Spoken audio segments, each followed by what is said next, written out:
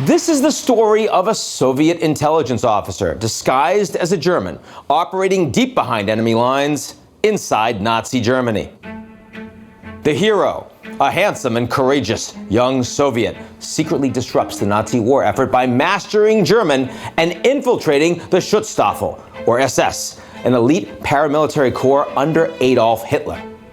In 1968, with Vladimir Putin not even 16 years old, that narrative was made into a wildly popular screenplay and television series.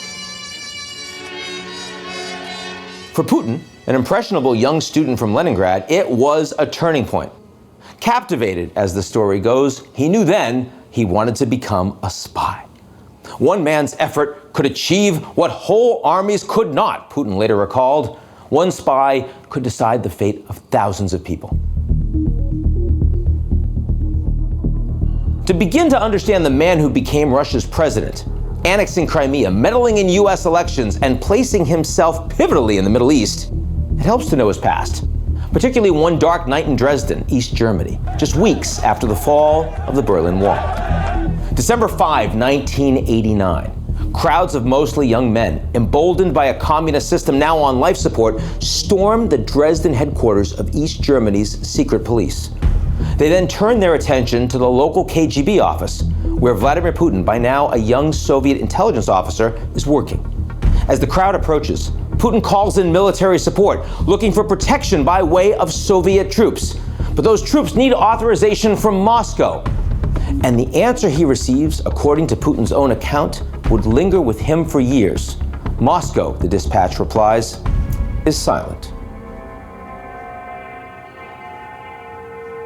That sound of the Kremlin's silence surely stayed with him as NATO expanded missile defenses and brought in new members from across Central and Eastern Europe, encroaching on Moscow's traditional sphere of influence.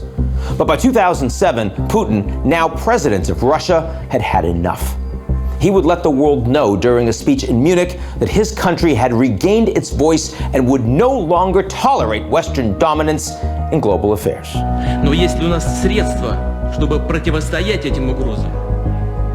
Конечно, есть. After nearly 2 decades, Putin has since reasserted Kremlin influence in the Middle East, Africa, Latin America, and Europe. He's an opportunist. He's ready to project power. And yet, he also has faded at home, fed by a lackluster economy, U.S. sanctions, low oil prices, and declining living standards. Putin's term ends in 2024, for what that's worth, and protests are simmering.